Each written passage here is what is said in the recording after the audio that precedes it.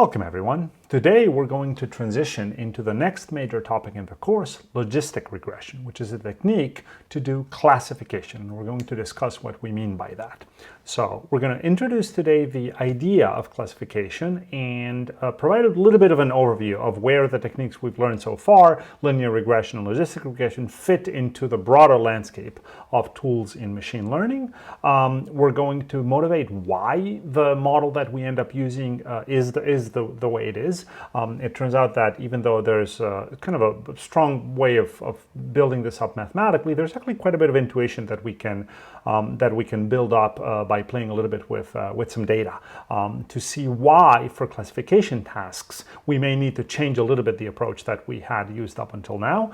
We're going to then dig a little bit deeper into the logistic regression model, and where the term comes from. This term logistic regression is because there's an important function that we're going to end up using a lot and becoming familiar with called the logistic function.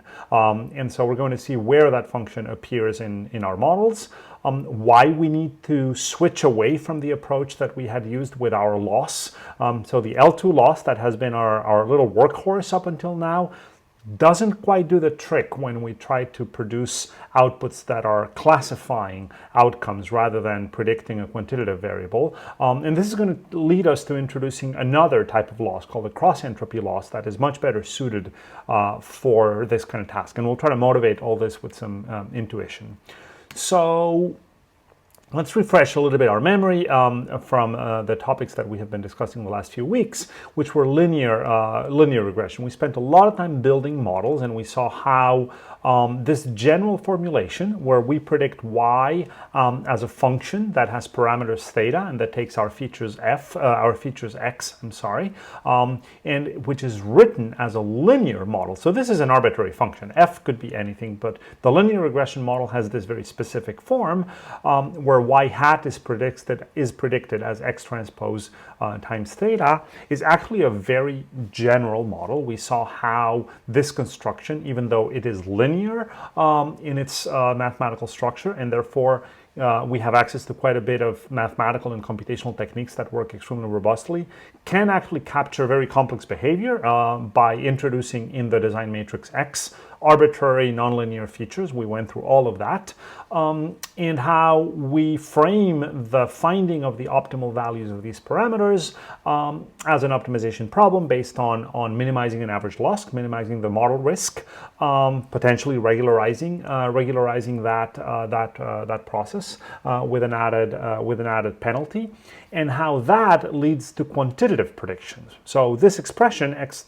transpose theta is an algebraic expression that leads to quantitative predictions on y. So at the end of the day, y is a number. We're predicting weight, we're predicting age, we're predicting rainfall, we are predicting price of a house, whatever, right? It's a number that has a range of possible values. There is a different kind of question that you might be asking, which is, for example, who is going to win or lose a specific outcome this week? Obviously, we're all thinking about who is going to win or lose various elections, both presidential and local elections.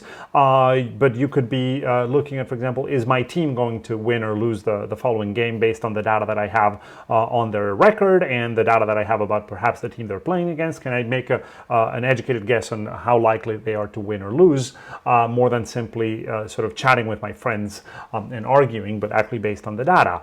You might want to predict based on the data that you have on clinical exams from a patient whether that person has a given disease or not. You may want to predict, is the email that just came in spam, or is it what people call ham, sort of a good email, or should it go to the spam folder? So these are all cases where what we're trying to predict is a categorical variable. In all of these cases, we have examples where there's two categories: win, lose, disease or no disease, spam or ham.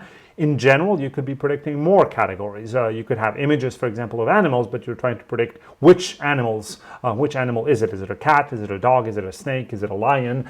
Etc. So the problem of predicting more than one category exists, but in this lecture for now, we're going to focus for the most part on binary classification, where we have two classes. And so we encode those classes as 0 or 1, which means we are predicting ultimately what we want to do is make a prediction which is a 0 or a 1, rather than a continuous variable. We're going to encode our two outputs as these two numbers. And it's important to really understand this well, because the problem of multi-class classification is built on the machinery, the theoretical and computational machinery that we use for binary classification. So as long as we understand this foundation well, it's much easier to then extend these ideas to multi-class classification problems. You have already seen a little bit of classification. The k-nearest neighbors tool, which is a very intuitive one that we introduced in Data 8, is a tool for classification. We're not going to go back to it, but I want to remind you that you already have explored the problem of deciding what category something belongs to in Data 8. So where do these tools fit in the bigger picture of machine learning tools? Because we're going to cover a little bit more of that later. So when we have data, so the topic of machine learning in general is basically the question of, can I design algorithms that adjust to the data that they are given to make predictions, right? So the idea of machine learning tools is they are designed as an algorithmic process, as a mathematical tool. They are designed in an abstract sense, but they don't operate really in practice until you give them data. You have to provide data, and the tool then ingests the data and adjusts its parameters. Its mathematical structure is then computed, and outputs are produced based on that data. And broadly speaking, there are sort of two big categories of types of machine learning approaches that we can take. There's a third called reinforcement learning that we will not really get into in this course. But broadly speaking, as a starting point, you can think of dividing the techniques in machine learning between whether the data that you have access to is labeled or unlabeled. Meaning, do you know the answer for at least part of your data, the data with which you build the model, or do you not know what the answer is? And up until now, all the data that we've seen is labeled, in the sense that when we had data, for example, to build our linear regression models, we had a column in our data frames that we wanted to predict, which means we know the answer for those data. If you're doing, say, classification, and you're trying to predict, for example, whether patients have a disease or not, the idea is that you would be trained, your training data would be a combination of clinical data from various lab tests or maybe X-rays or whatnot that your patients received, but you also know whether each individual person who had that particular combination of clinical data had or didn't have the disease. So this is what is known as supervised learning, because the learning algorithm is supervised by the data, right? The data tells it, yes, this is right, or no, this person had the disease or didn't have the disease, or this team won that game or lost that game, etc., right? It's possible also to be faced in the situation where you don't have labeled data, where you have data with no specific constraints on the answer, and you're trying to tease out what is the internal structure of the data. It's obviously a more challenging problem. You may not be able to come out with the same exact kind of answers, and it requires different techniques. Later, we'll talk a little bit more about some of these topics, but for now, we're living squarely in the world of supervised learning. And within that world, there's sort of two broad categories. Up until now, we've been looking at, as I said, quantitative responses, and that's what we called regression, right? This is an example of doing linear regression with two features in a figure in 3D drawn from one of our previous lectures.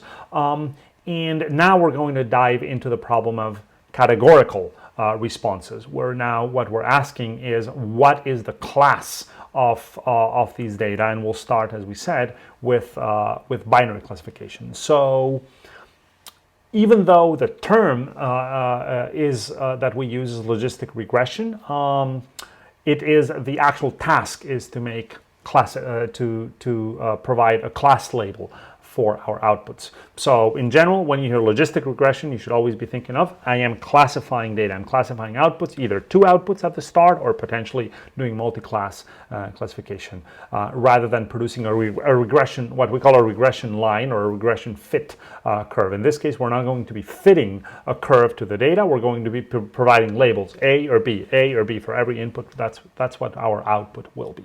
So we'll continue building that throughout this lecture.